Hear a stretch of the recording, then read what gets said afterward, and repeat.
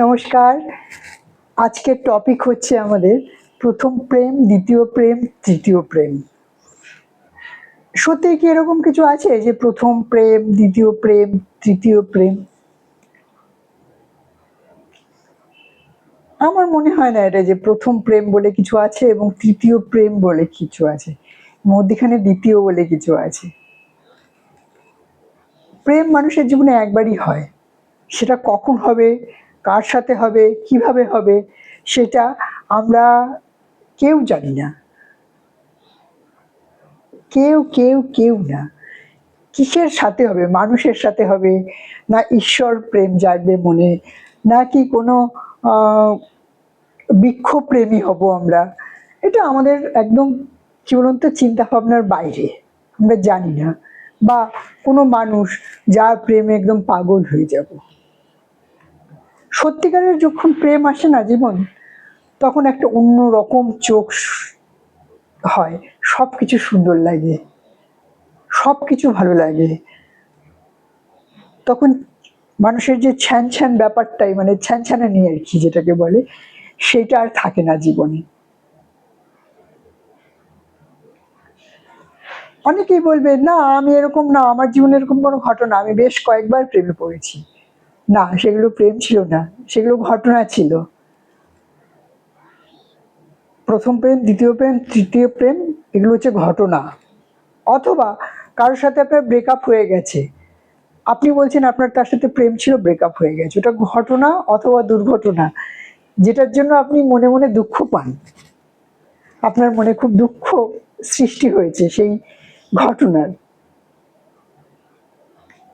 একটা অনেক অনেক বছর পরে চিন্তা করবেন, লোকে বলে না যখন আমাদের বয়স বাড়ে, আমাদের যখন ম্যাচুরিটি আসে, তখন আমরা অনেক কিছু চিন্তা করতে পারি এবং অনেক অনেক কিছুর জট আমরা ছাড়াতে পারি।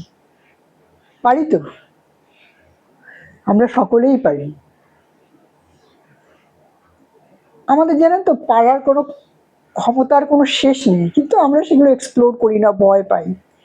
ভাবি কি যে এটা হবে, ওটা হবে, সেটা হবে, ফিয়ার, ভয়ে বাঁচি।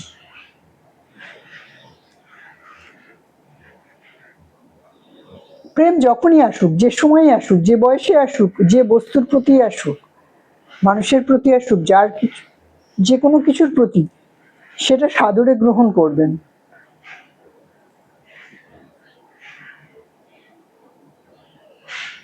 তার জন্য দ্বিতীয়বার কখনো চিন্তা করবেন না।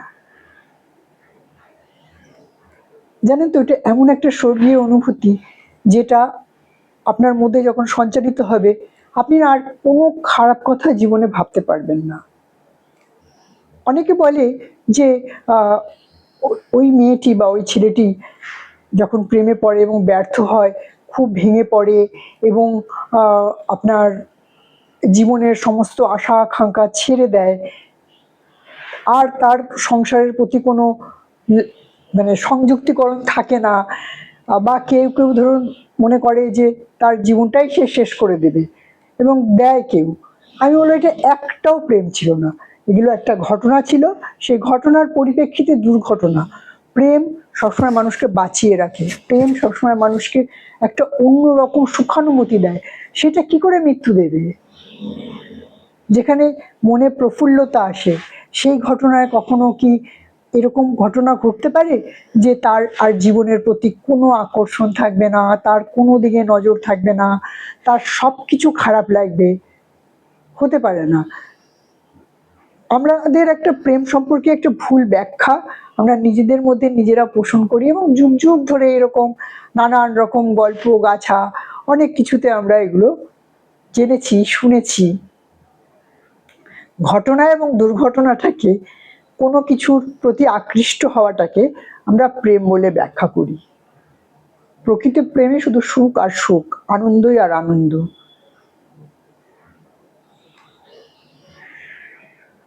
তাই আমরা যখন ফার্দার এই কথাটা বলবো যে কেউ প্রেমে ব্যর্থ হয়েছে বা কারোর সাথে কারোর সম্পর্ক নষ্ট হয়ে গেছে, মানে যেটা প্রেম সংক্রান্ত বলে সে মনে করত, এবং তার জন্য তার জীবন থেকে পুরো ইচ্ছে চলে গেছে, তার পরবর্তীকালের যা কিছু তার জীবনে আসে তার আর কোনো কিছু ভালো লাগে না, তার হাতের কাছে যা কিছু আছে তাই সেগুলো তার খুব অপছন্দ লাগে।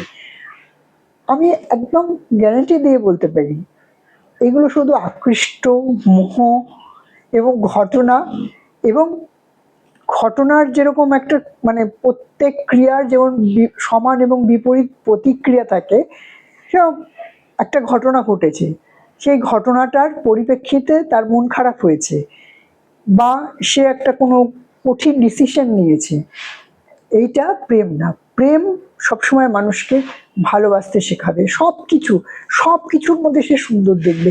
সে প্রজাপতি তার ভালো লাগবে, তার গাছ ভালো লাগবে, তার নিঃশ্বাস প্রশ্বাস ভালো লাগবে, প্রত্যেকটা মানুষকে ভালো লাগবে।